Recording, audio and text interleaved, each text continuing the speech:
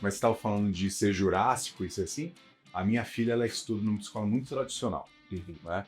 E por mais que a metodologia de ensino seja uma metodologia de ensino moderna, a diretora da escola, ela impõe essa metodologia muito tradicional. Então ela aprende desse jeito ainda. Então ela está tendo que agora decorar tabuada.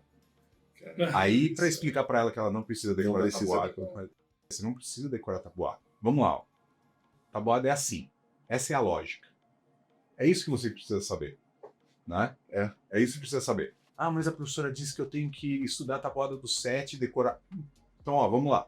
Aí o vô dela, o meu padrasto, ele é muito... É um cara que adora matemática. É de TI também, adora matemática. Ele, não, faz assim, Sofia. Aí ele ensina lá as técnicazinhas para ela. Aí ela chega toda feliz na escola. A professora falou que eu tenho que decorar de qualquer jeito. Sofia, você não tem que decorar. Esquece de decorar. Na prova você vai usar essa técnica e vai fazer, ponto. E é muito melhor. Você fica muito mais à vontade quando você sabe do assunto. Sim. Porque, na verdade, você não precisa reproduzir exatamente. Voltando então naquele ponto que a gente estava falando anteriormente de...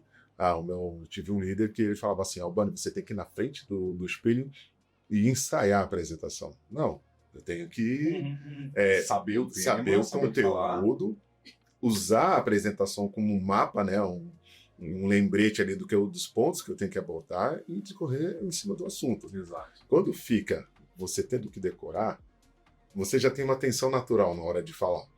Essa tensão, ela vai sequestrar o que você tinha que falar. E você, inevitavelmente, vai ter que ir para o improviso. Então, eu já prefiro ir para o improviso de primeira. Já sei o que eu tenho que falar, conheço o conteúdo, e vamos deixar o papo acontecer. Decorar, Se é uma com palavra, certeza. aí acaba perdendo o seu raciocínio. Se você perder quer- uma etapa do roteiro, você se perde toda. Você tem que seguir toda aquela linha, né? Exato. Você não tem como você E controlar. aí é decorar tabuada, é decorar Aí, apresentação, é pra decorar mim não qualquer funciona. coisa, não funciona. E eu acho que a informática, ela foi ensinada também da maneira errada. Foi. Então, eu fiz o colegial técnico de processamento didático. Eu falo que eu sou um jurássico mesmo da tecnologia. E lá... Estou me sentindo velho A banda tá deixando meu down. E assim, qualquer inovação que saía do roteiro do professor, você já era... Não, era proibido. Não, isso aqui não pode fazer. Não, isso aqui eu não inventei ainda. E era aquela coisa bem... acho que isso tudo está atrelado ao modelo de ensino da época. Inclusive o tecnológico, que deveria ser disruptivo, Sim, não era. exato. Te colocavam dentro de uma caixinha. Então você não era treinado para ser um cara que vou pensar tecnologia, vou inovar, vou mudar as coisas. Não, você tem que fazer isso aqui, desse jeito, com esse fluxo, e é isso. Você não pode pensar diferente.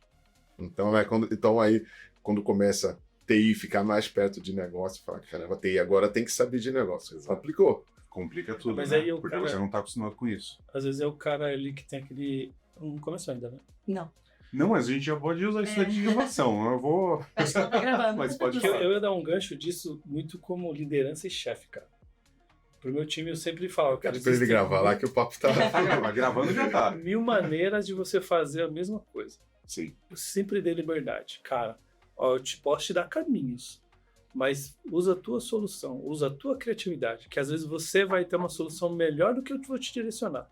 E aí que tá a graça do negócio. Agora, tudo que você for fazer, até eu levo isso dentro de casa, com o filho. Se você falar tudo, você tem que fazer esse roteiro. Já diversas vezes eu me deparei com esse tipo de situação. A professora falou que tem que ser desse jeito. Aquelas expressões, né? Você tem que resolver desse jeito. Primeiro isso, primeiro aquilo. Não. Tem outras técnicas. Você vai chegar no mesmo resultado. Você acaba não respeitando o individual de cada pessoa, Ah. né? Então você acaba transformando ali, tipo, se cada um ficar num padrão, aí eu tenho que falar aqui, se cada um ficar num padrão, então vai ficar, exemplo de equipe, você vai ter uma equipe sempre com o mesmo padrão, mas aí vai ter sempre o mesmo Cadê a pensamento, e cadê? O que vai aparecer de novo, né? Eu tenho um pensamento assim um pouco controverso, né? Eu não sou zero padrão também. Porque senão vira rebeldia, Eu também vira sou assim. anarquia. Não, eu também sou assim. Mas eu gosto de monitorar o que é realmente necessário enquanto padrão para garantir ali um mínimo de governança, de entrega, de um direcionamento, e o que a gente tem que abrir mão desses processos de controle para fazer fluir... É um equilíbrio. Né? Exatamente, para fazer fluir assim, a pessoa conseguir desenvolver novos caminhos, novos pensamentos, ter imaginação, inovação, essas coisas, elas não nascem dentro de uma caixinha. Nasce quando você quebra ali, faz a ruptura, né, do que é caixa e do que é o desconhecido, aí vem essas coisas. Então, eu acho que padrão zero é ruim, mas só padrão por padrão também não, acho que não acomoda. E é que nem você estava falando, né? A gente veio de um ambiente, de uma educação que era tecnologia pela tecnologia. Pela tecnologia. Né? E aí, quando a gente começa a falar mais de transformação digital, é tecnologia, é pessoa e é processo. Então, você tem que ter processo para aquilo que precisa ter processo, as pessoas têm que ser entendidas também, tem que estar lá para inovar, e a tecnologia como essa ferramenta que vai juntar tudo isso, né? Vai ser essa cola entre tudo. Você resumindo tudo isso vira uma cultura, né? Ah. Porque todo mundo tem que estar ali comprado com não as regras, né? Mas a responsabilidade, alguns padrões que você precisa seguir, né? Hoje em dia a gente tem muitas regras, LGPD, sei lá, horários de trabalho, né? O trabalhista, muitas coisas que você precisa seguir ali, mas também, né? Você tem que ter a oportunidade de aflorar sua criatividade, ou coisa do tipo. Porque acho que a gente... eu tinha um chefe que isso marcou muito para mim, que ele falava muito de, cara, equipe de alta performance, ela tem que ser multidisciplinar, não tem jeito. Uma coisa você vai tirando, né, o cara tem de bom, o que outro tem de bom, tudo isso quando você junta, vira uma máquina muito forte. Agora que você fala assim, não, eu vou trazer pessoas só com esse perfil, aí já era, você viesou, você vai estar sempre com os mesmos resultados, né? Sim. Você não vai ter aquela abrangência de ideias, né? Aquela criatividade mais aguçada. Então, eu gosto muito desse ambiente, sempre trabalhei nesse ambiente. Você colocou um ponto agora que também é importante, né? Então, quando a gente fala de cultura, até a cultura tem que ser repensada. Sim.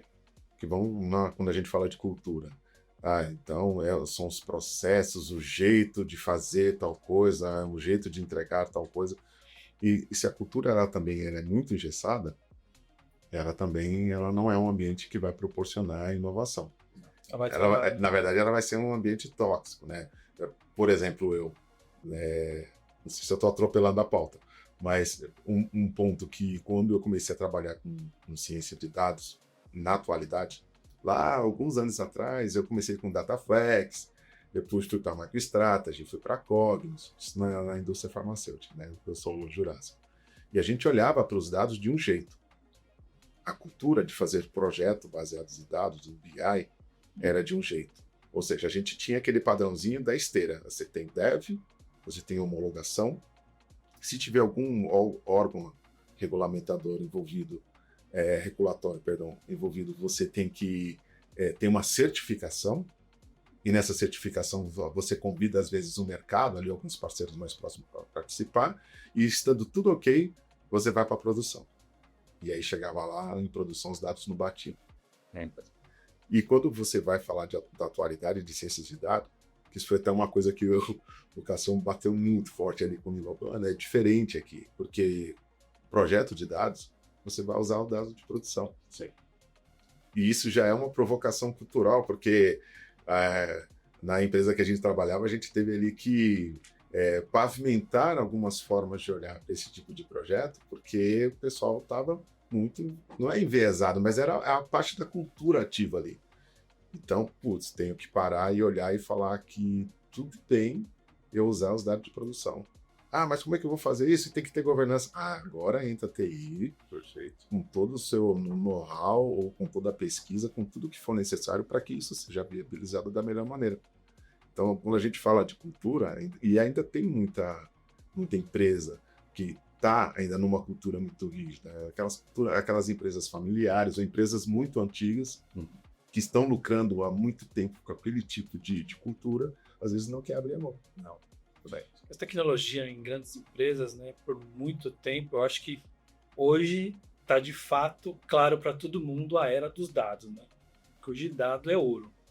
Mas por muito tempo, nas grandes corporações de tecnologia, se falava muito de sistemas. Sim, de mainframe, sistema. Toda aquela cultura, toda aquela gestão de projetos era para esse tipo de solução. hoje em dia você tem um investimento muito maior para dados, né? Quantas carreiras se criaram através dos dados? Hoje a volumetria, você tem dado em tudo, né? IoT, sei lá, rede social, né? A gente tem uma volumetria absurda de dados. E todo esse avanço com IA, né, com machine learning, IA generativa, né, essa rapidez de gerar informação ou tomada de decisão, até a IA generativa que ela toma decisão, ela age por você com agentes. Então, assim, tudo isso com dados. Então, hoje, as grandes corporações, eu vejo que passou a investir mais, né, nessa cultura. Que o Albano estava falando sobre gestão de projetos. Toda vez que você tem um projeto, você tem que ter um ambiente cert e tal, seguir essa cartilha. Pô, quando a gente está falando de dados ali, a gente trabalhou na área de supervisão, né? Dentro da B3.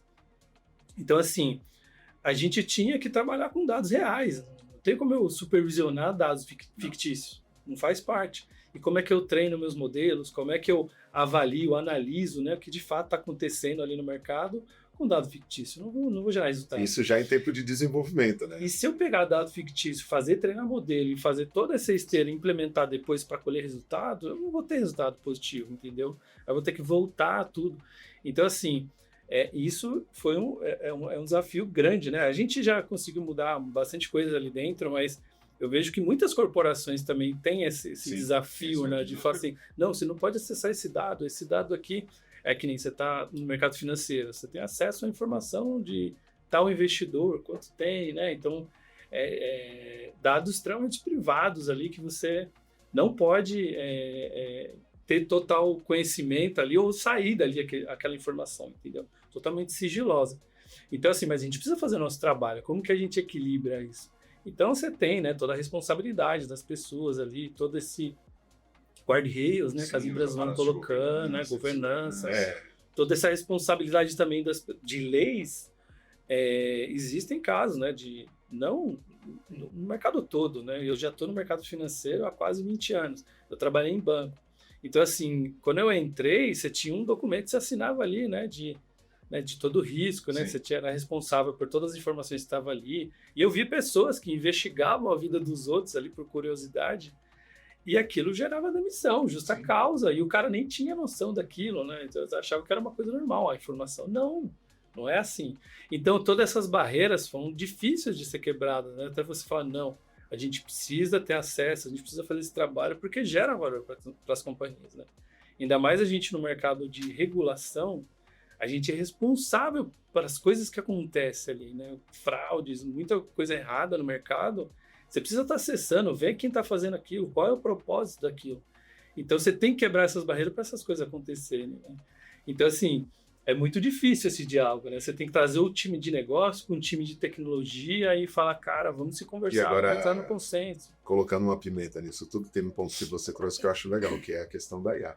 Sim. Porque a gente nem mal conseguiu fazer algumas mudanças de mindset, de cultura, para poder fazer caber um projeto de dados eficiente, né? Então, um projeto de dados eficiente para mim hoje eu estou treinando os meus modelos, eu estou treinando os meus processos baseado em dados reais, não em dados mocados, né? Como a gente diz ali, descaracterizados.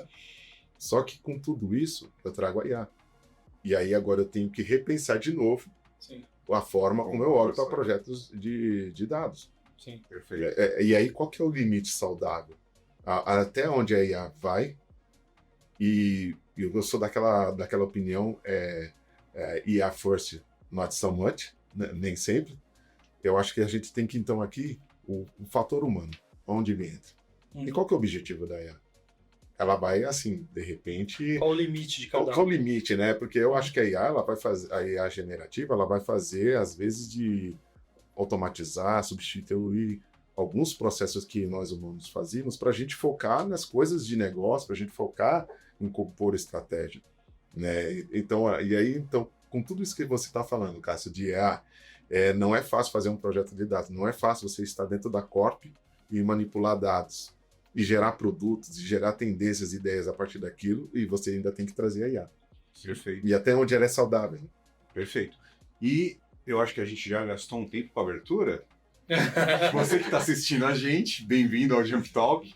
E eu vou apresentar agora quem está aqui comigo. A gente já está falando há 15 minutos aqui, mas hoje eu estou ao lado de Renata, tudo bem, né? Tudo bem, tudo bem. Perfeito. E a gente trouxe aqui 2 líderes, 2 executivos de dados e tecnologia que tem muito a contribuir, tem muito a falar com a gente. Ricardo Albano, muito bem-vindo. Cássio Teixeira, muito bem-vindo ao Jump Talk. E eu queria que vocês se apresentassem para o nosso público. Eu queria que eles soubessem quem são vocês. O Ricardo Albano, então eu estou no mercado financeiro há 15 anos. Trabalhei na B3 por 15 anos.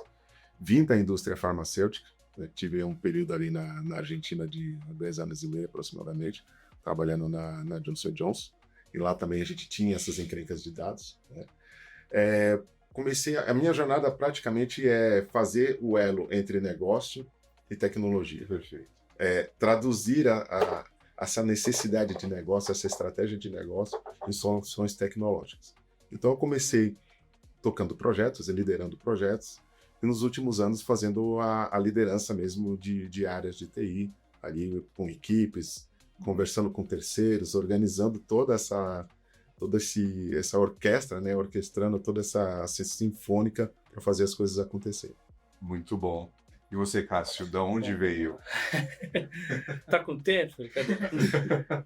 Bom, eu comecei como desenvolvedor, né? Sou formado em ciência da computação e eu comecei programando, desenvolvendo sistemas para a área hospitalar, né? Trabalhei numa consultoria pequena ali e ali foi uma explosão ali na minha mente, porque eu pude ver várias partes, né, desse assunto de desenvolvimento de sistemas. Era uma empresa pequena, então empresa pequena, até Max Gergen falava muito sobre isso. Quem pensa grande, pensa em empresa pequena, né, porque você tem muitas oportunidades nessa empresa. Isso foi muito marcante para mim, que eu comecei como estagiário programando, e na época a gente não tinha todo esse suporte, né, quem dirá IA, né, generativo, para escrever código para você. Você tinha alguns fóruns lá, mas eu me lembro que tinha uma biblioteca, meu chefe falou assim, ó, se divirta aí, ó, aqui tá seus trabalhos, se você precisar de alguma... Biblioteca física. Física, livros. Aquele livro de Java verde, gigante. Exato, comecei a trabalhar com Java. Por onde começar a ler? Exato. E aí fora era Guji, olha lá, você mandava uma pergunta, uma semana depois o pessoal respondia. Eu lembro de uma pergunta que sobre, né, web, né, de pins de sessão, né, e tinha uma dúvida ali meio conceitual minha, e o cara demorou uma semana para responder, e quando ele respondeu, sua dúvida é conceitual, eu falei, puta que...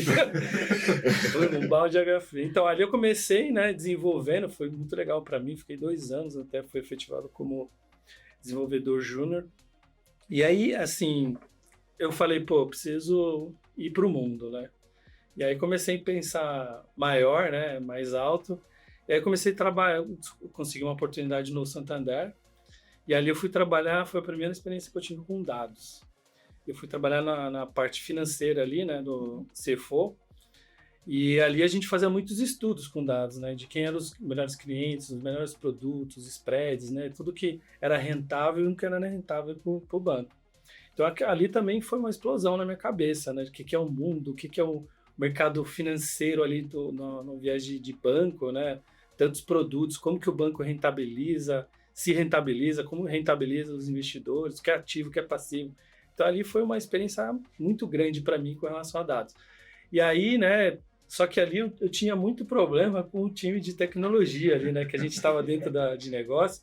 Assim, dentro do negócio, ele acontece muito rápido, né, as decisões, as coisas precisam acontecer rápido, né, porque o mundo muda muito rápido. E tecnologia demorava muito, né, para isso acontecer. E aí eu tive, preciso sair daqui, deixa eu conhecer como que é esse mundo lá fora. Eu fui para o Itaú. E aí eu fui trabalhar nessa parte, dentro do CTO lá. E nisso, até uma coisa que vale falar, quando eu entrei no Santander, ele estava em fusão. Santander, Banco Real. Quando eu fui para o Itaú e Nubank.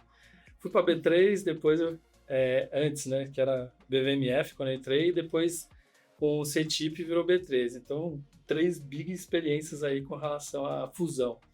E aí no Itaú também, né, comecei a ver como que essas coisas funcionam dentro de tecnologia. E de fato você precisa ter, não só burocracias, mas você precisa ter processos ali bem regrados, né, bem, de uma forma bem orquestrada ali, que as coisas funcionem sem erros. E naquela época, a gente vinha da crise de 2008 ali, né? Que teve, né? Dos subprimes, e a Basileia mudou muita coisa. E ali eu fui trabalhando um grande projeto de reconstruir um DW ali dentro do Itaú. E, cara, aquilo também aprendi muita coisa, né? Com relação a BETs, né? Com Linux, com mainframe, COBOL, DB2, Oracle, com SAS também ali. Então, assim, foi uma puta de uma experiência para mim.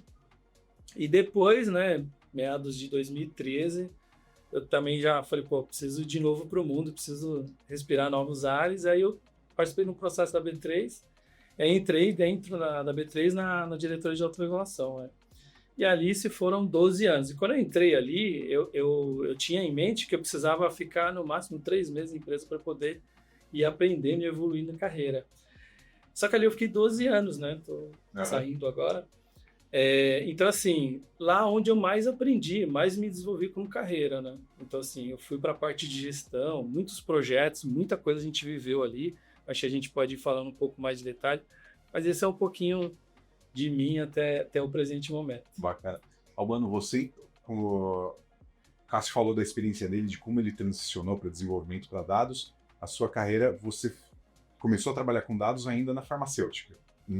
Ainda na farmacêutica, mas aí eu vou pegar carona na fala do Cássio, que ele deu um pouco mais de detalhe ali. Eu também comecei como desenvolvedor.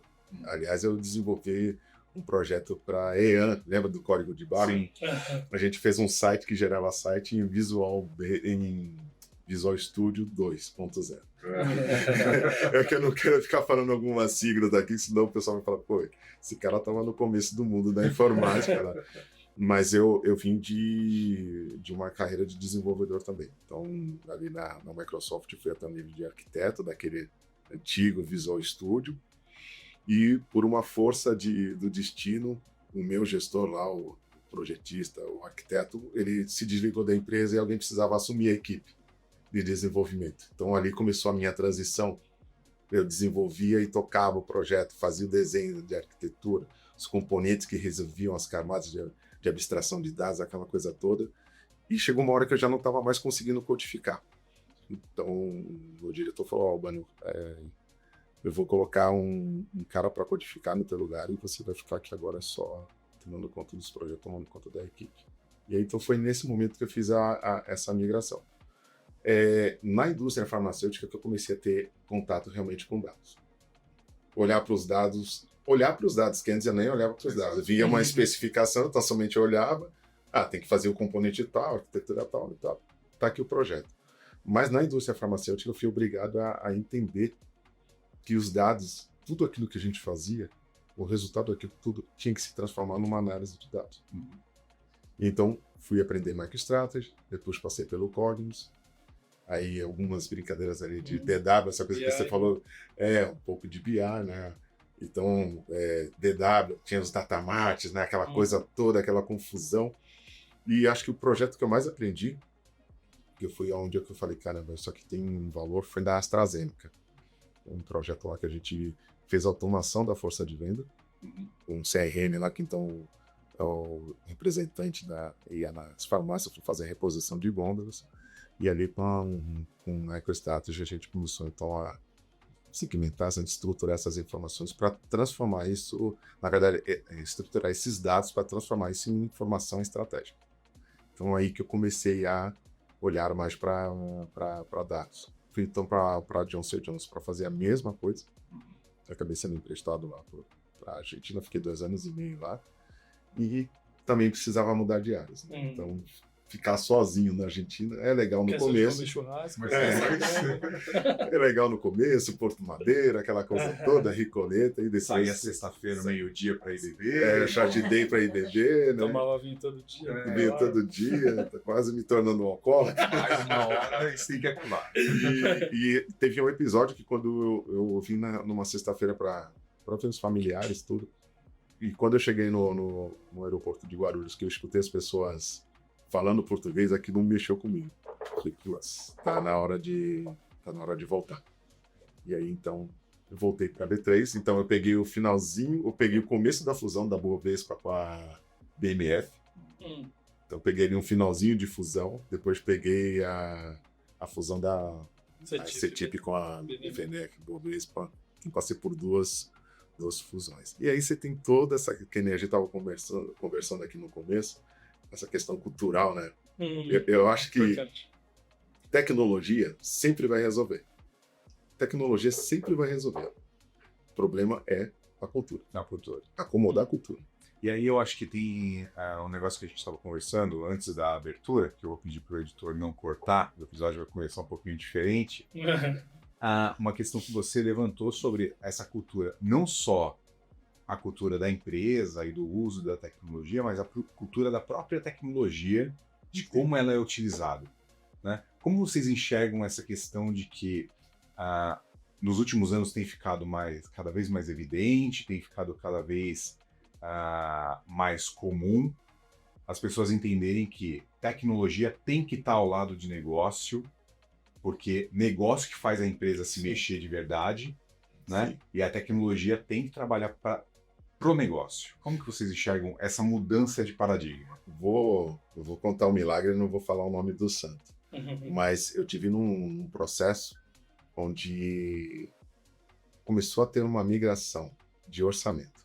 Antes, a moda antiga, na cultura antiga, o orçamento ficava com TI.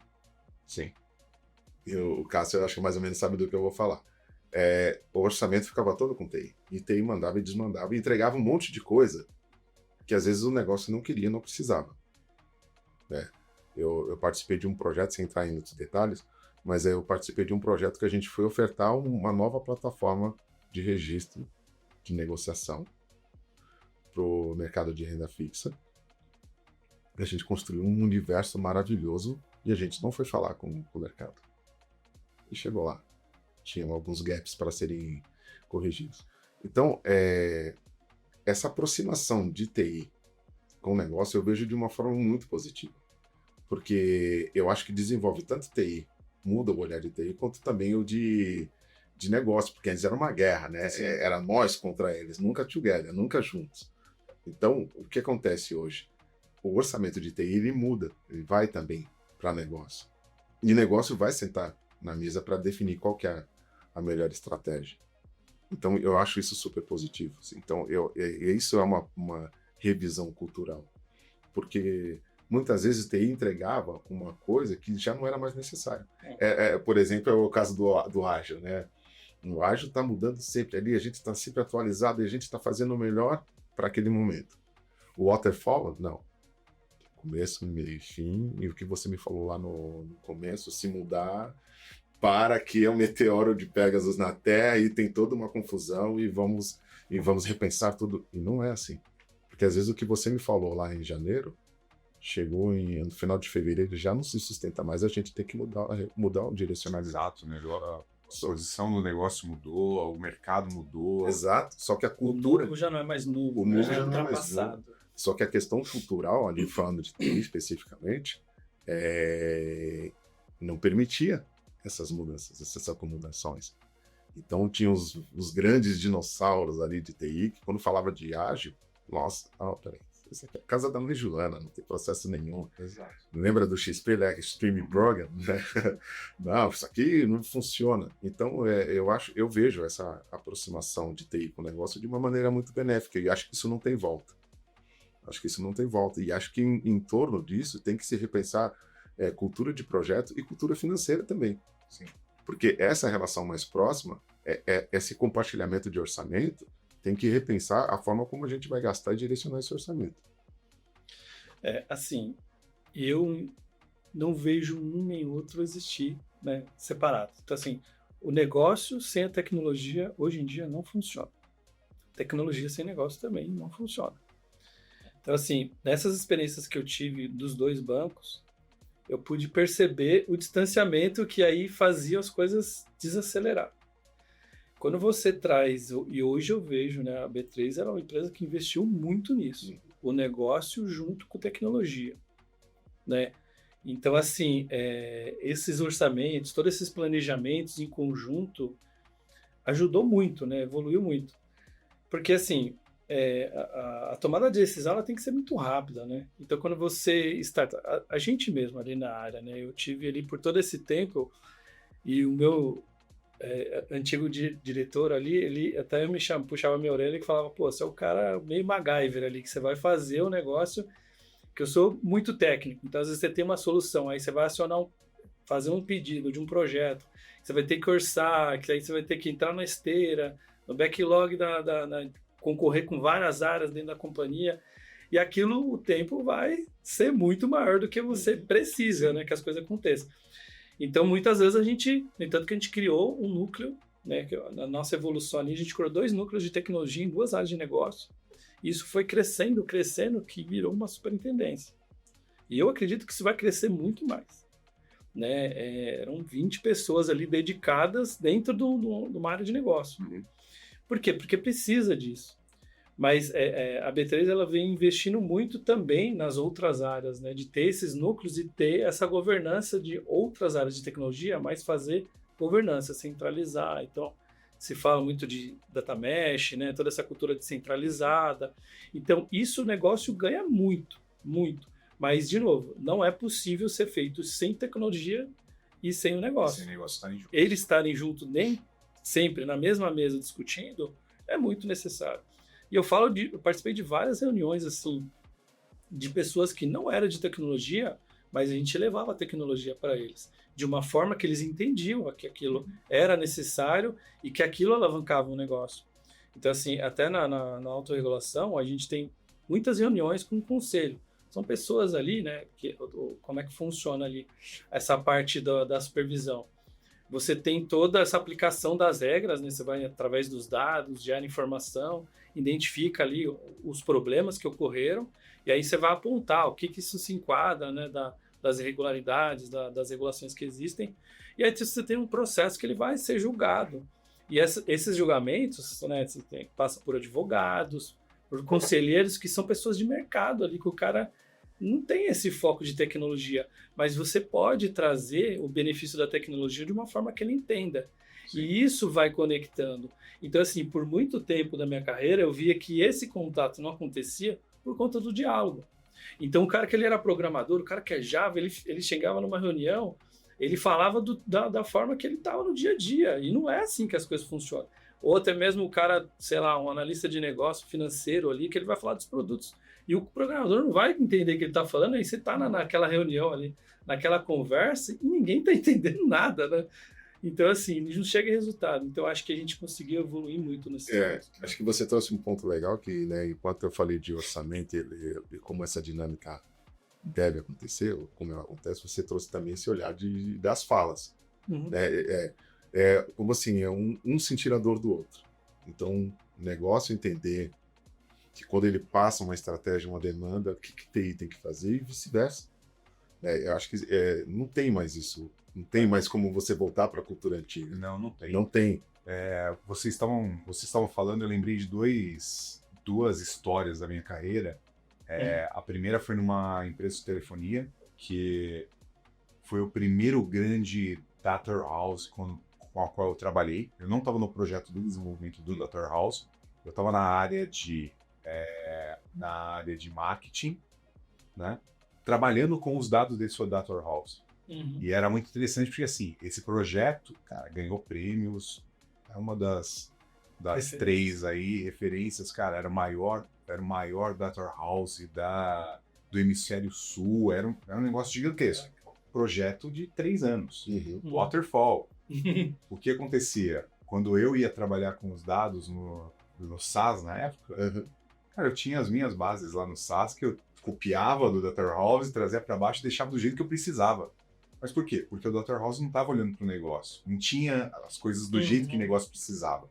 Então eu tinha um retrabalho ali. Né? Você está falando de retrabalho, você está falando de duplicar os dados. Exato. E aí que você duplica os custos também, né? Exato. Não, e toda a governança que trabalha no Data House não existe mais, porque agora os dados estão ali num repositório meu que não tem controle nenhum. E aí eu fiquei pensando nisso e fiquei pensando do outro lado também, né? De como o negócio olhava para a tecnologia. E aí eu lembrei de um outro projeto que eu também estava, que a gente precisava fazer uma solução era no Banco Real. E o product owner do projeto, A gente até tentava já trabalhar com ágil. Foi a primeira vez que eu ouvi falar de ágil, em 2006, 2005, 2004, sei lá. Há muito tempo atrás. Suas datas são mais antigas que a minha. Mas esse foi o problema. Tinha um cara visionário lá, que ele trouxe o ágil para cá. A gente teve um primeiro curso de ágil no Brasil, foi a gente teve. Mas o interessante foi, o Project Owner era um economista. E era um cara muito bom, de negócio. Ele entendia tudo do negócio. E aí ele vinha conversar comigo, ele começava a falar, e falava, cara, eu sou programador, eu não tô entendendo nada que você fala. Me explica de outro jeito. Não, olha só, pega esses 3 livros aqui de economia, dá uma lida nisso. Eu falei, cara, eu não vou entender esses 3 livros de economia. Eu preciso fazer uma faculdade para entender esses 3 livros de economia. Então, era isso, né? As duas...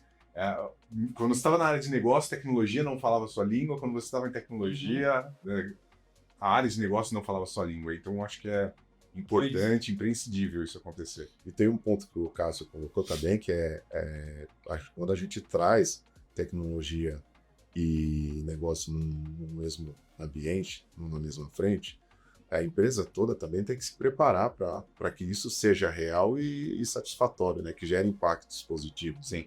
Então tem que ter um ajuste cultural também em volta. Exato. Então, por exemplo, na Johnson & Johnson eu vi isso acontecer, na B3 eu vi isso acontecer.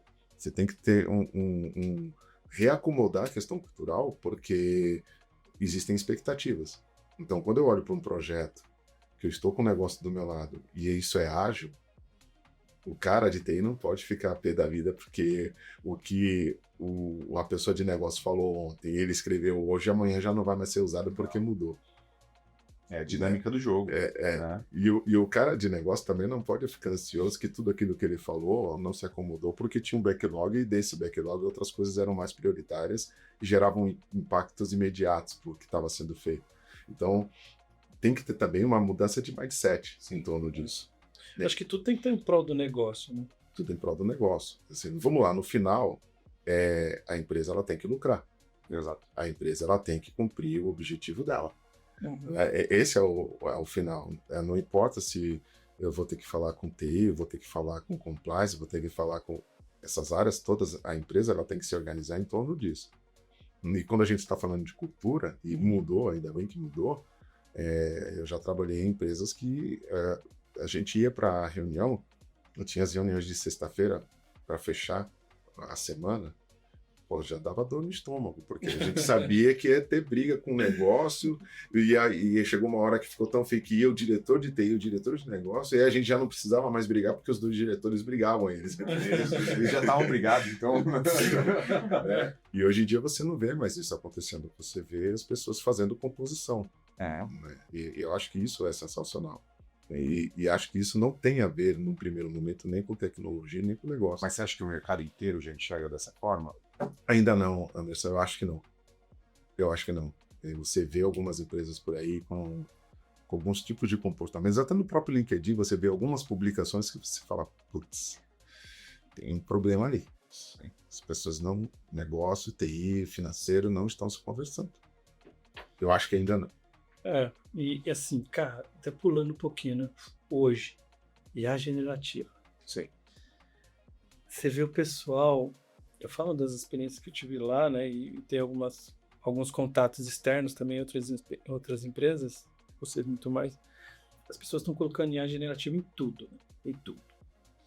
Então, assim, quando a gente fala de tecnologia, a gente fala de cultura, a gente fala de regras, a gente fala de riscos, né?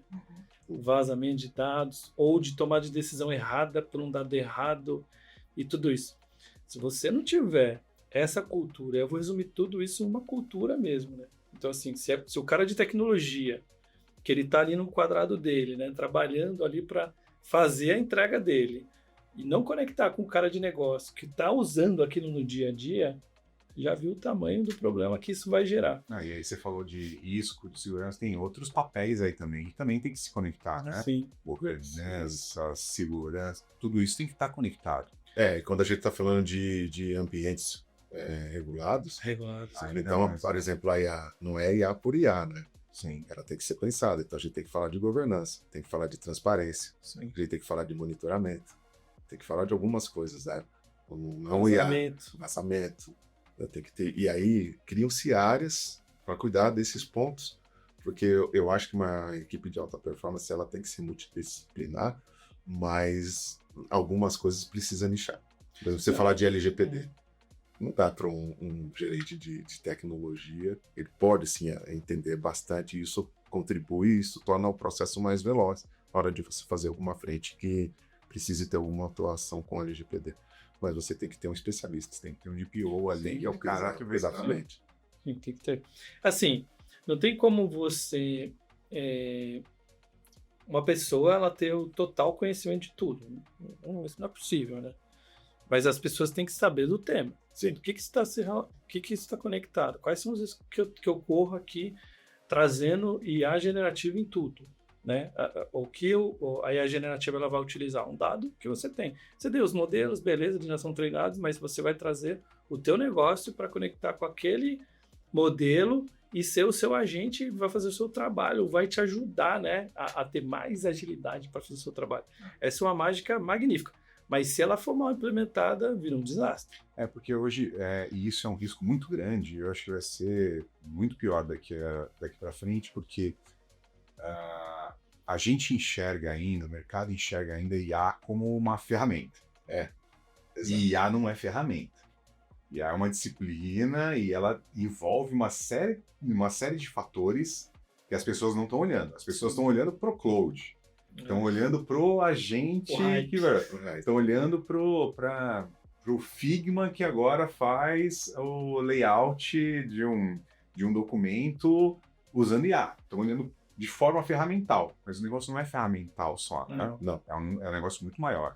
Mas essa pergunta que você fez, a questão das empresas, se elas estão tendo essa mudança de mindset, essa aproximação de TI com o negócio, mudar essa cultura, eu acho que um dos aspectos positivos da IA é que ela vai forçar isso aí. Mas cai também no ponto que o Cássio falou. Se isso não for pensado da maneira correta, ou seja, e aí pegando o cara no que você também falou, se não for pensado como uma disciplina, a gente vai evoluir para um novo problema. Exato. Ou um problema muito grande. Ou um problema muito grande. Porque você trazendo, né? Hoje se fala muito de... Voltando para a parte cultural. Eu acho que esse é o momento... Eu vejo a IA generativa hoje como uma revolução industrial. Talvez eu possa dizer isso. Porque, assim, isso afeta muito o dia demais, né? O dia a dia de todo mundo. E dentro de uma corporação, eu falo do time que eu tinha ali, o meu time ele era focado para entregar soluções de tecnologia voltado para dados, mas dentro do negócio. Todo o meu time ali, ele tinha que saber do negócio. Sim. Não tão aprofundado quanto as áreas direcionadas para aquele negócio. Então, a gente tinha áreas de advogados ali, departamento jurídico, de auditores, do pessoal que analisa de fato os alertas que a gente gera ali. Então, assim, mas todos eles conseguiam dialogar. Isso eu batia todo dia na tecla com eles. Vocês têm que saber dialogar com as pessoas. Toda apresentação, essa apresentação ela tem que ser aquela área que vai estar participando daquela reunião, ela tem que saber o que você está falando. Por mais que você está trazendo tecnologia, esse diálogo tem que acontecer, essa comunicação tem que acontecer. Sim. Então eu sempre trazia isso. Isso no dia a dia fazia com que as pessoas se comunicassem de uma forma melhor, né? Ficassem de fato enraizado ali na veia de cada um. E isso fluía muito bem. Mas o que acontece? Quando a gente chega nesse ponto agora da IA generativa, você começa a gerar sementes na cabeça das pessoas de desemprego. Muitas você vê notícias, sei lá, Facebook, sei lá, várias, vou demitir X desenvolvedores porque eu não preciso, eu tenho a que gera código para mim, ou que faz esse tipo de atividade. Tem muitas empresas que estão trazendo isso. Eu acho que é que nem o movimento do remoto, né, que você vai, todo mundo para remoto e depois volta. Então, assim, quando os problemas começam a acontecer, né, as pessoas começam a reverter. Putz, calma. Tem que ter equilíbrio dessas coisas aí. E lá eu vi muito a resistência, que é o fator cultural. Então, por que eu vou trazer agentes, eu vou implementar a IA generativa dentro do meu dia a dia, sendo que eu corro o risco de perder meu trabalho? Muitas pessoas não falavam diretamente, mas você sentia isso. E eu não vejo que é por aí. Eu acho que é você fazer muito mais do que você faz hoje, aproveitando os benefícios da IA generativa. E é fato, quem não usa hoje em dia no seu dia a dia fora do trabalho? Então, por que você não coloca dentro do seu trabalho?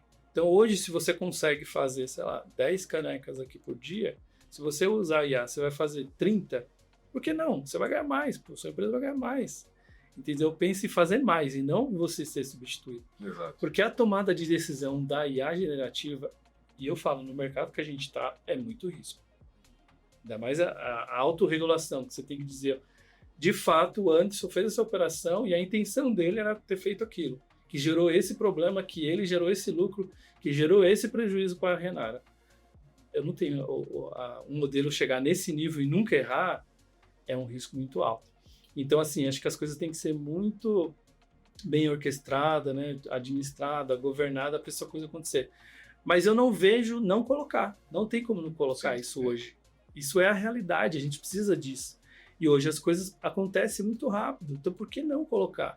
E isso foi um problema muito grande para a gente fazer toda essa virada que a gente fez ali, né, de ir para o ambiente de cloud, de gerar muito mais informação com menos tempo, administrar melhor o custo, não pagar custo de ociosidade, né?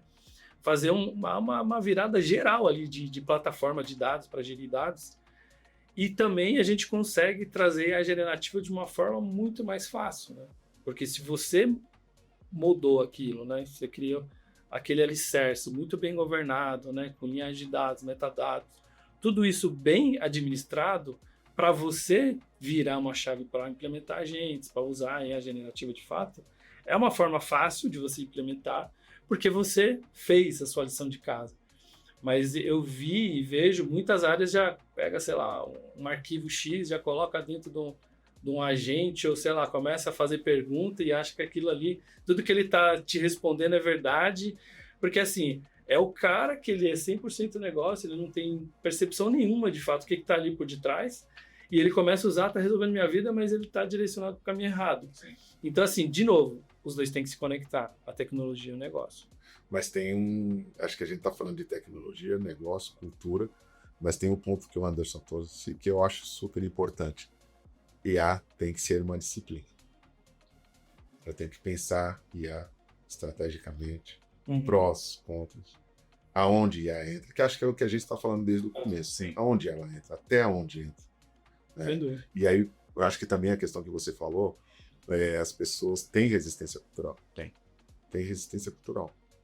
Eu lembro uma vez, uns 4 anos atrás, 5 anos atrás, eu estava viajando com a minha esposa e o meu enteado me ligou, que ele ia entrar na faculdade de Direito e falou, Ricardo, cara, e essa questão da IA, não vai ter mais advogado, vai desaparecer. Não, não é isso.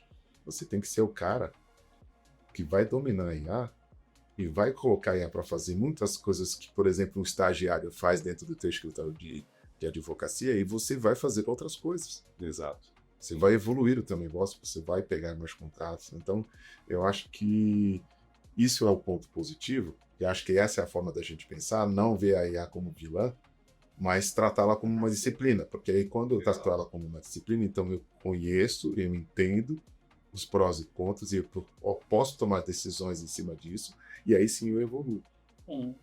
Porque se eu fico com medo, a gente vai para a escassez, né? Então eu vou perder meu emprego, não vou usar. De fato, você vai perder seu emprego. Sim. Se você tiver essa resistência, hoje, no mundo de hoje, você vai perder seu emprego. Hoje, quem não estiver utilizando o IA, quem não pensar em IA, vai ficar para trás.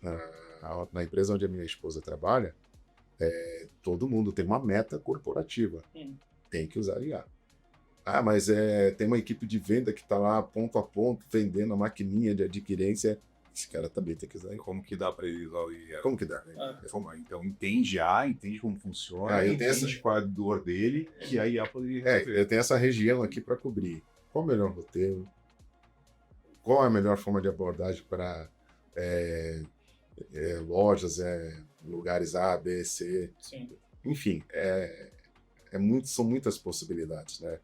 Mas eu gostei do que você falou na questão de tratar como disciplina, porque aí eu paro de demonizar a IA, né? Vai lá, para de ser aquela coisa, o homem mau que vai vir roubar o meu emprego, e aí eu começo a ter atitudes, aproximações, ideias conscientes com base naquilo, como que aquilo pode me ajudar. Por exemplo, você tá o cara que está lá fazendo o trade.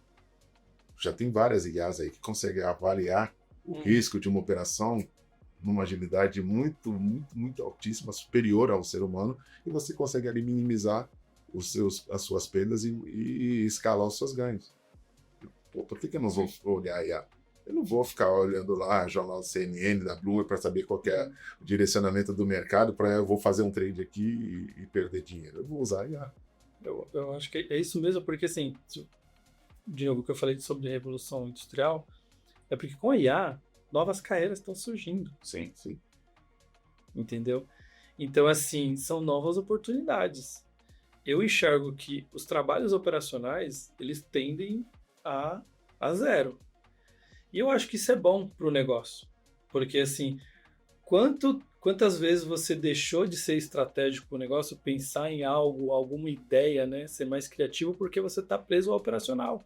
Puta, eu tenho que fazer essa tarefa aqui e tal, puta, diária, puta, que sabe, esse saco. Pô, põe a fazer, vai usar seu tempo de uma forma melhor, para você trazer mais valor para o negócio. E eu acho que muita gente ainda não percebeu isso. Não, muita gente não percebeu. E assim,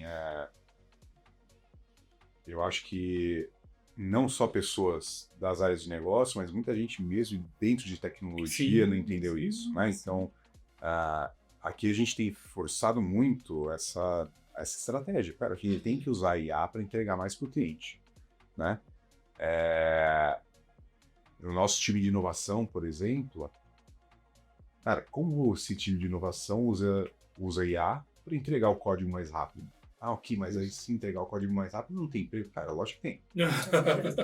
A quantidade de coisas que eu queria estar fazendo e não posso contratar mais 10 pessoas para fazer. Aliás, o projeto que vocês fizeram lá com a gente na DSM lá, que a gente saiu de SaaS para Databricks, Exato. a quantidade de coisas que tinham que ser feitas, né, de códigos que tinham que ser refatorados, né, reescritos, dentro do tempo que a gente tinha ali de limite para fazer. Se não fosse a IA... Sim, não teria acontecido. Não teria acontecido. Vocês usaram IA, nós usamos IA. Todo mundo Dando usou IA IA para para conseguir fazer aquela entrega.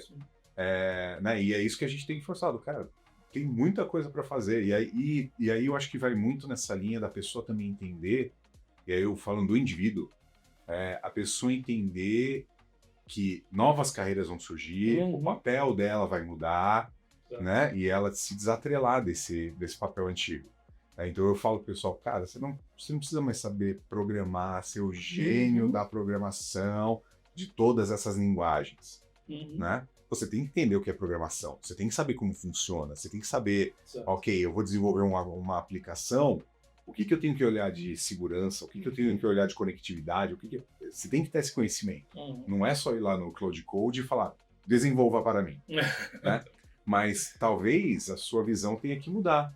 Exato. Ao invés de você olhar para a especificação, você agora vai ter que voltar um passo atrás, você vai ter que ter essa visão de como que eu vou especificar isso, né? Olhar para o negócio, olhar a dor do negócio e saber traduzir isso de uma forma que eu construa essa especificação e a IA me ajude a pegar esse tempo que eu ficaria desenvolvendo, encurtar ele, e eu conseguir fazer ciclos mais curtos de desenvolvimento, entregar produzir muito mais.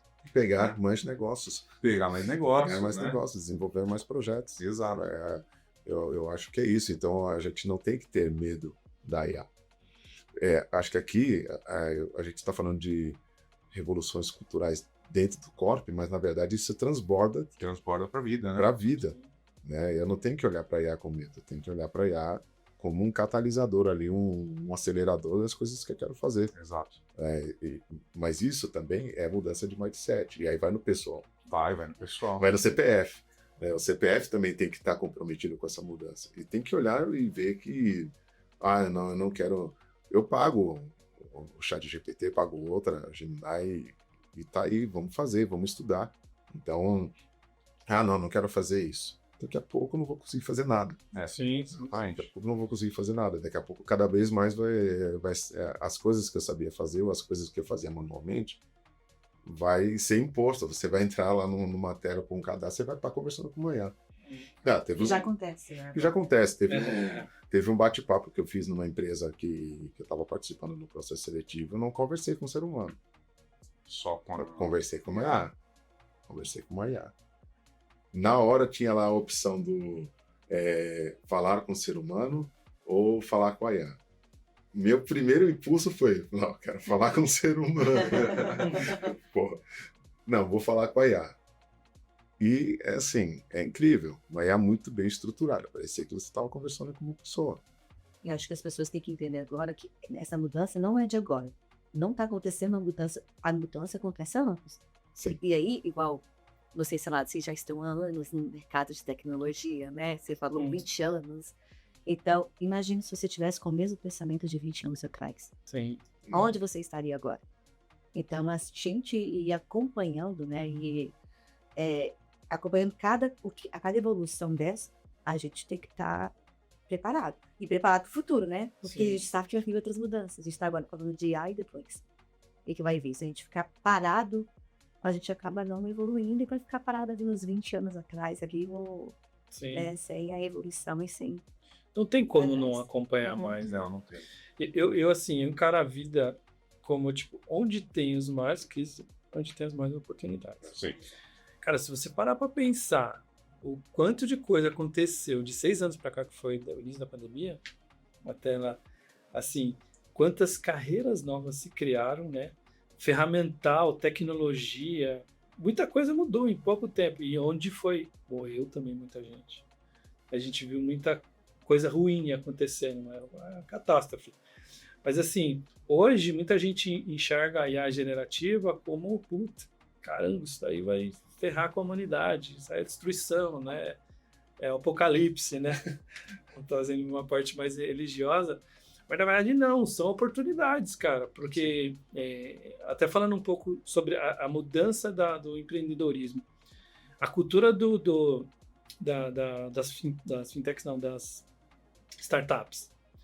Cara, eu vi as startups, pelo menos para minha percepção, que eles impulsionaram a cultura do ágil, de você direcionar o negócio de uma forma diferente, de você entregar o novo de fato quando ele é novo, e não o novo quando ele é velho, entendeu?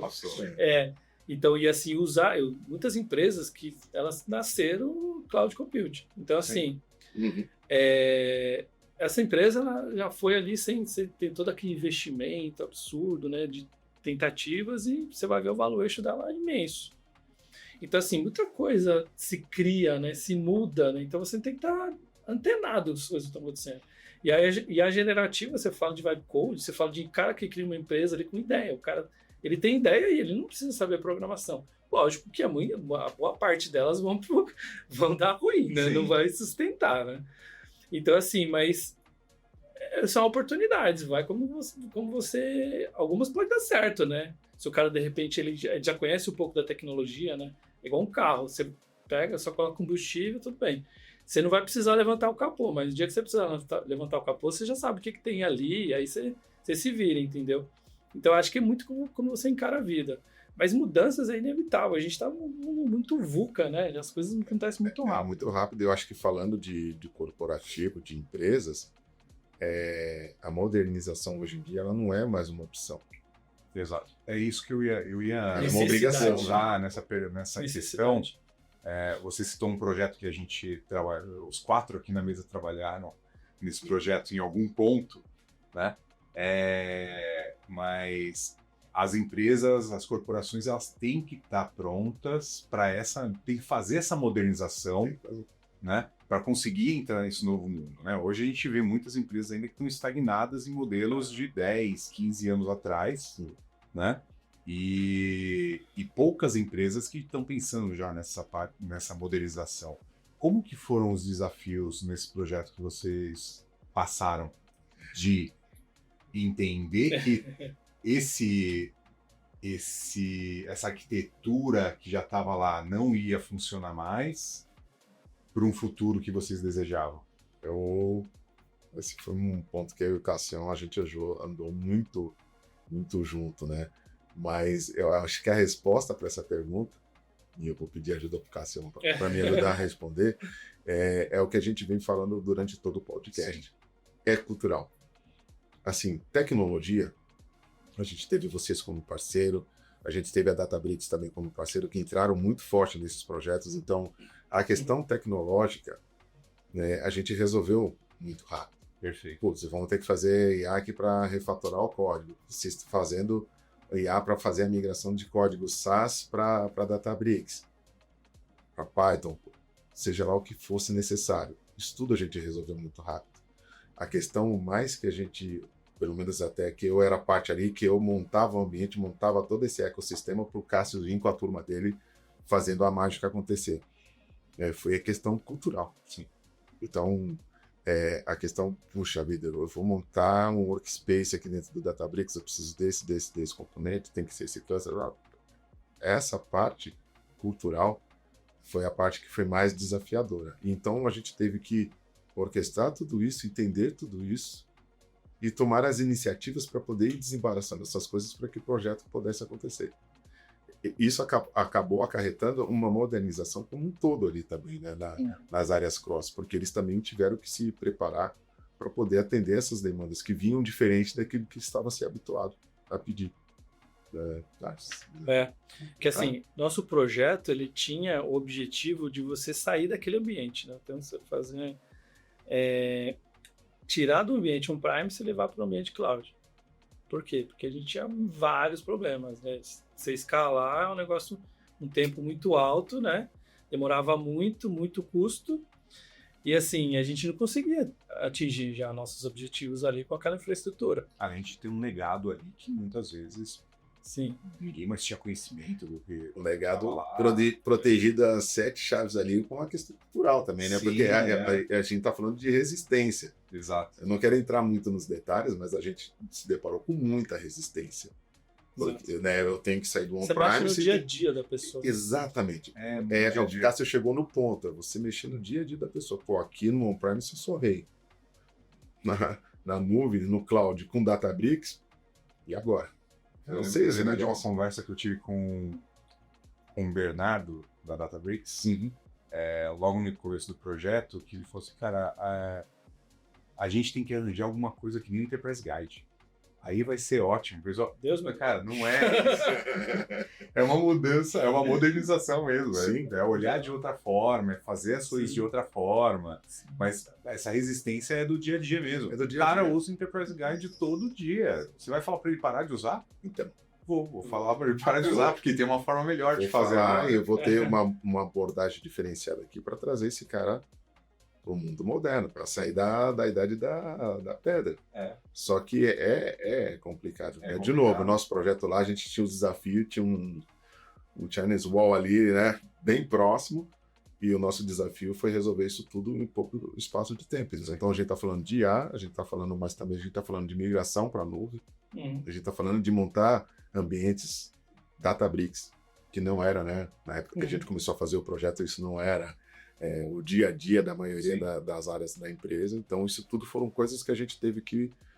hoje em dia, não. Hoje em dia, a gente tem toda uma governança. A gente tem data mesh, a gente tem um monte de coisa em torno do assunto. Mas quando a gente fez o projeto, essas coisas elas estavam ainda no mundo, na dimensão do convencimento. Sim. Cara, a gente precisa fazer isso, porque assim, não, mas e o SaaS? Não, a gente vai ter que abrir mão do SaaS. É importante a parceria de tecnologia e negócio, né? Porque imagina, se tivesse essa drift, Não, continuar, então...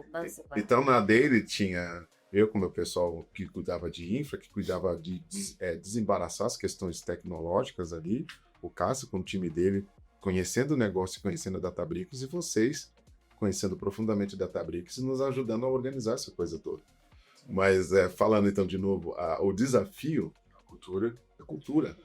Todo o resto, a gente deu os braços aqui, a gente se juntou e resolveu. Mas a questão cultural foi ali uma coisa até em alguns momentos desgastante, né? Sim. Mas a gente conseguiu resolver. Porque assim, aí a gente tinha essa tarefa, né? O lift and shift. Vou tirar daqui, vou pôr ali e vamos seguir nossa vida. Mas para chegar nesse convencimento, eu e minha gestora, a gente teve muito desafio ali, porque aí você entra com uma outra área, financeira. Custos, né? Orçamento. Então, assim, sempre teve uma resistência para ambientes de cloud, porque, pô, é caro. É caro.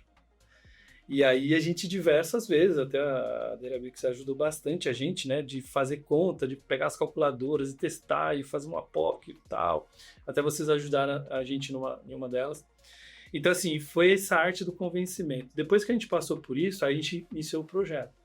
E aí a gente, aquela coisa do reloginho. Então, quando a gente fala de cultural, nem todo mundo está disponível, está sob pressão com o tempo. Então, assim, para mim, ali como líder do time, eu tive muito trabalho com isso. Assim, é o que mais me tomou no começo. Que era o quê? É você colocar as coisas nos eixos. Então, você manter as pessoas engajadas, né? Não desfocadas, né? Porque, não, tá tranquilo. Não, tem mais 2 meses, tem mais 3 meses, então tá tranquilo. Não tem nada tranquilo. A gente tá monitorando aqui, cronometrando as coisas todos os dias. Nas deles, a gente colocava todas as atualizações ali. Mas era um ponto de você estar junto com o time ali, e sempre engajando, trazendo propósito e tudo. Então, assim, quando a gente chegou antes de terminar esse projeto, a gente começou a observar, cara, eu tinha atividade de pegar essa caneca, tirar daqui e colocar ali. Mas depois a gente viu que quando a gente fez esse movimento, não tinha só a caneca. A gente tinha tanta coisa ao redor da caneca, a gente falou, caraca, a gente faz muito mais com o mesmo, né, com a mesma estrutura, ou talvez, assim, no primeiro momento a gente teve que fazer alguns ajustes com relação a FinOps. Mas hoje, eu arrisco dizer que a gente faz muito mais com o mesmo custo. Muito mais. E, além disso, conseguir implementar a generativa de uma forma muito mais fácil. Sim. A plataforma, ela ajuda muito. O Derabix, eles evoluem muito. Cara, eles estão num nível absurdo, assim, de entrega.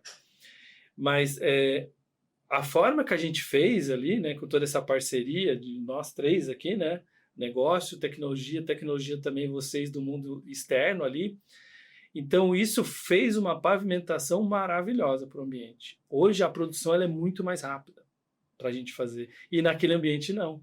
Você tinha limite, você tinha concorrência, você tinha gestão de armazenamento, acesso, governança de acesso de dados, de permissionamento. Então, assim, era muito complexo. Hoje, não. Tudo, da forma que a gente pavimentou, tudo acontece muito mais rápido. Então, cara, para o negócio, isso é uma maravilha. Hoje, assim... eu arrisco dizer que a gente deu uma revolucionada ali. E assim, a gente começou fortemente ali dentro da autorregulação. E isso se expandiu dentro da companhia toda. Vocês são prova viva, né? Que vocês participaram de vários projetos. E essa parceria com a Databricks e toda, entendendo o negócio, vendo as dificuldades que a gente tinha antes, né? De todo esse ambiente on-premise, de todas essas dificuldades, esse distanciamento também do negócio com as áreas de tecnologia. Cara, isso mudou e, assim, hoje a B3 ela avançou muito com relação a dados. Muito mesmo. Muito bacana. Muito bom esse projeto. E para o futuro, o que vocês enxergam? A gente falou muito aqui dos desafios de cultura, a gente falou muito de IA generativa. Olhando para o futuro, vocês acham que esses vão continuar sendo os desafios que as áreas de tecnologia, as áreas de negócio vão continuar tendo? E quais seriam de todo o histórico que vocês têm, de todo esse desafio que vocês passaram, qual seria a lição que vocês falaram, cara, isso daqui me ajudou muito a lidar com esses problemas de cultura? Pergunta difícil. Quer começar com a Colma? Pode começar. Cara, quando a gente fala de cultura, eu vou falar ali, eu estou muito mais próximo do negócio, por mais que eu sou um cara de tecnologia. As pessoas estarem disponíveis à inovação. Perfeito. E isso não é uma tarefa fácil. Por quê? Que nem a gente falou aqui, mudar o dia a dia das pessoas. Tem pessoas, cara, em muitas companhias ali, aí se eu dizer que eu já vi algumas, que o cara ele tá 10, 15, 20 anos fazendo a mesma coisa, do mesmo jeito. E assim, você pergunta para ele, por que você continua fazendo isso desse jeito? Porque sempre foi assim. Porque foi assim que me ensinaram. E aquela pessoa pode ser uma pessoa extremamente criativa, só que ela mesma se trava ali e quer a zona de conforto. Então, eu resumiria nessa cultura as pessoas estarem disponíveis a sair da zona de conforto. Porque eu acredito muito, né, com essas novas carreiras e com essa aproximação cada vez maior de tecnologia com o negócio, eu acho que talvez vai chegar um momento que isso vai ser a mesma coisa. Quando você fala negócio, tecnologia está dentro da mesma área ali, mesma gestão, né? Então, eu já vi vários, né? O cara é um gestor, um líder técnico, o cara é um advogado. Tem o do Sinacor. Uhum. Ele é advogado. Então, assim, cara, você está disponível. Cara, tira essas capas, né, essas coisas, vamos todo mundo ali participar do negócio, não importa a sua formação, seu background, o que você acredita, vão se juntar ali dentro do mesmo prol e acho que vai. Mas isso não é uma tarefa fácil na parte da liderança das pessoas, né? Então, às vezes a pessoa, não, eu quero isso, tem que ser desse jeito, senão eu não vou ficar aqui. E aí você tem que fazer todo esse papel de engajamento. Não, cara, o objetivo aqui é muito mais além do que você está imaginando. Isso vai te levar além, né? Carreira. Você vai ser muito bem reconhecido. Vai ser bom aqui para a empresa também. Você é uma pessoa necessária. Você tem o conhecimento que vai ajudar a impulsionar todo esse negócio aqui. Então, esse dia a dia não é uma tarefa fácil, mas dá muito resultado. Graças a Deus, com o time ali, eu consegui colher bastante frutos ali nesse sentido. Mas essa parte cultural é bem difícil. Bom, olhando para o futuro, eu vejo que algumas coisas vão ser inevitáveis. Então, como a gente falou da modernização, ela vai ser inevitável. A mudança do mindset, da cultura, de uma forma geral, e falando dentro e fora do mundo corporativo, ela vai ser inevitável. Porque a tecnologia ela vai avançar e ela vai mudar a forma como a gente encara, como a gente percebe as coisas, como a gente lida com as coisas. Então, eu acho que se a gente tiver uma governança, um olhar proativo para ir ajustando essas coisas e fazendo a correção de percurso, eu acho que é muito bom para o futuro. A gente vai ter algo mais ágil, mais inclusivo, porque aí eu quebro, né, pegando um pouco do que o Cássio falou, eu quebro aquela barreira de que TI, só o pessoal de TI sabe TI, só o pessoal de negócio sabe negócio. Então vai chegar uma hora que as inteligências artificiais, toda essa gama de tecnologia vai quebrar essas fronteiras cada vez mais. E cada vez mais você pode, ora, estar atuando no negócio, e ora, você está atuando na TI e não vai ter mais essa divisão. Então, eu acho que o futuro é esse. A gente não vai ter papéis carimbados, cravados, rígidos. Essas linhas, eu acho que elas vão se atenuar cada vez mais. Dos projetos, das vivências que eu tive, como eu falei no começo do podcast, acho que para mim fazer projetos de dados baseado em Databricks, fazer parte, né, da construção dessa plataforma que a gente fez lá na BSM, né, o Market Surveillance, eu tive que me desfazer de muitas coisas que eu estava carregando das minhas eras passadas, lá dos primórdios da tecnologia. Eu acho que o mais legal de todos foi não dá para fazer projeto de dados sem dados de produção. Não dá para fazer, isso é fato. Então, isso foram coisas que, aí sim, a minha postura, que eu tenho uma postura de modernizar, de avançar, a minha postura foi não de resistência. Então, peraí, Cássio, o que é isso aqui?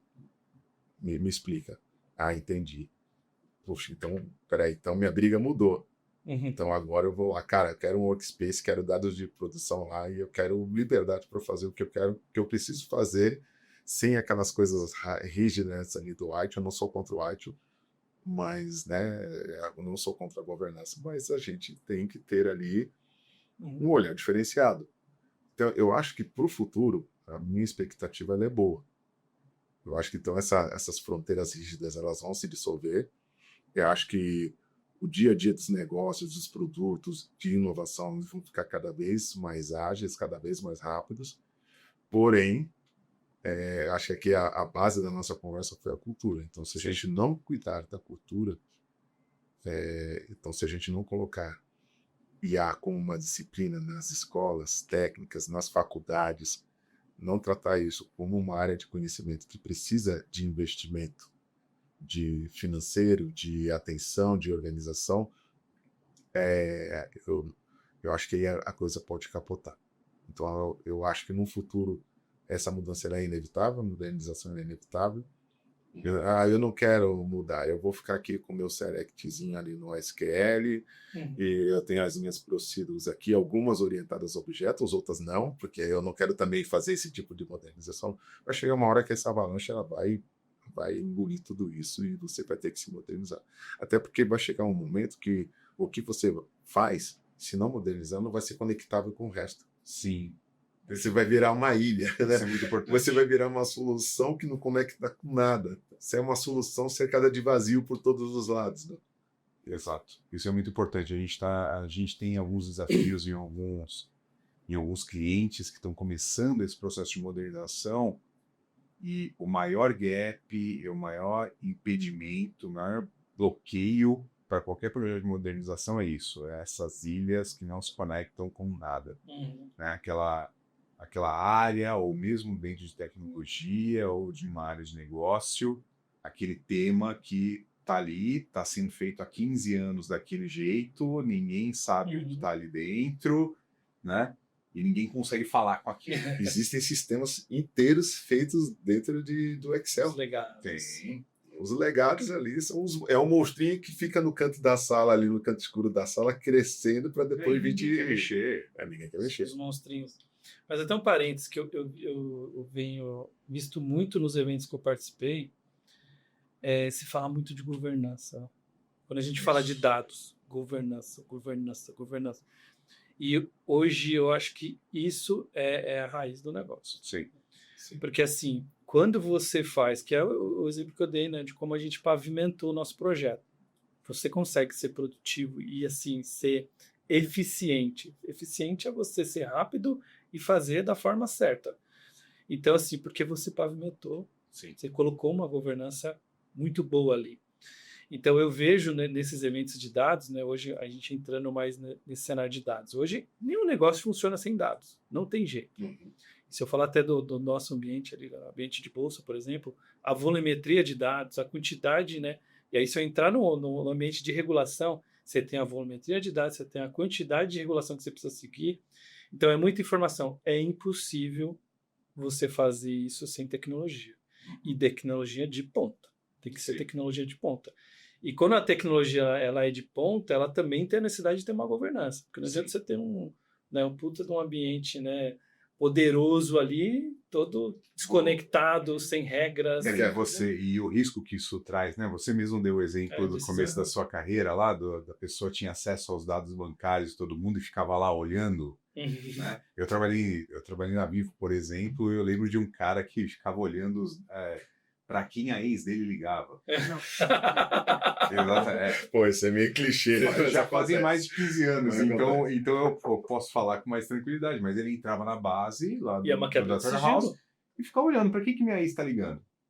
Todo dia ele olhava para quem a ex dele ligava. Não tinha LGPD. Né? Não tinha LGPD, mas, cara, a governança ela não pode ser só um blocker, mas ela tem que ser o alicerce para isso, né? Para que essa mudança ocorra mais rápido e de maneira controlada. E aí quando você tem agilidade e controle, você tem confiabilidade. Exato. Porque no final, o executivo lá, ele vai olhar... A decisão ela tem que ser com base em dados reais. Né? Dados reais e confiáveis, né? Sim, e confiáveis, na janela de tempo correta. Né? Então, você trouxe um ponto aqui que a questão da governança também é uma questão que tem que ser olhada muito de perto. Porque a governança vai garantir que aquilo que eu estou olhando é real, é confiável, eu posso tomar uma decisão estratégica em cima, que envolve muito dinheiro, muito orçamento, em cima daquilo que está sendo feito. E aí, se você for ver, né, se você é uma pessoa antenada, são os novos nichos, novas carreiras, novas plataformas, novas ferramentas, novos padrões, né, de você gerir projetos. Então, tudo isso vem surgindo, aquela pessoa que está ali ainda olhando para aquela atividade daquele jeito, ela não está olhando para esse tipo de novas oportunidades, entendeu? E a B3 também é uma empresa que investiu e tem investido muito em governança de dados, muito mesmo. Cultural, pessoas, carreiras e ferramental. E isso é fato, que é muito rápido você ver o resultado. Porque assim, né, você deu os exemplos do Dr. House, que você pluga ali, você sabe que aquele negócio ele é confiável, ele tem toda uma governança forte ali, cara, você gera sua informação rápida, você pluga em agentes, né, dados extremamente tratados ali, lapidados, você coloca em agentes ali, você extrai um valor absurdo. Mas se você plugou em algo que não está governado e tal, e aí você plugou em algo que está tomando uma decisão forte ali para o negócio, ou de repente alguém desplugou aquilo e aí viesou o modelo ou coisa do tipo, então assim, tudo isso gera um problema em cadeia, né? Albano, Cássio, a conversa foi muito bacana, eu adorei. E desculpa, eu estourei o tempo de vocês. Mas eu queria muito primeiro agradecer, Renata, pela participação, por estar aqui comigo. E queria agradecer muito vocês dois. A conversa foi muito rica. Eu acho que tem lições extremamente valiosas aqui para a nossa audiência. Bacana, foi um prazer também. Estar aqui com pessoas tão agradáveis, né? Que eu tenho uma convivência muito boa. E aí o papo flui. Né? Começou antes da apresentação. Começou antes da apresentação, então para mim foi um prazer estar aqui com vocês, tenho muito carinho por vocês, até porque nos momentos mais puxados ali do nosso dia a dia profissional estavam vocês lá nos ajudando, nos apoiando. Obrigado, eu fico muito feliz por ouvir isso. É muito legal. Muito satisfatório. Gratidão pelo convite, eu acho que muito obrigado pela parceria também, eu acho que esse desafio que a gente viveu lá foi tenso, mas o resultado foi maravilhoso. Não só para mim, mas para todo o time. Fico agradecendo por todos lá. Vocês foram feras com a gente. A gente começou a voar muito mais alto graças a esse projeto. Então, só gratidão. E não só aquele, né? Falo também em nome da B3, muitos outros pontos que vocês atuaram. Então, muito obrigado pelo convite. Também foi muito legal o papo. Obrigado, Cássio. Obrigado, Albano. E assim, só funciona porque a parceria e a confiança são mútuas, assim, a gente também dá muito valor para a parceria e para a confiança que vocês deram no nosso trabalho, né, e parceria é aquilo, né, momento ruim, momento bom, tem que falar, tem que falar, tem que bater, né, e cara, isso é muito valioso para a gente. E tanto que essa parceria, que ela foi tão importante que eu estou indo aí para um novo desafio, e já leva o nome da Jump ali. Obrigado. Assim que puder, surgiu alguma coisa complexa, olha, eu sei quem consegue nos ajudar. Obrigadão. Muito obrigado, pessoal. Muito obrigado a você que nos acompanhou até aqui e até o próximo Jump Talk.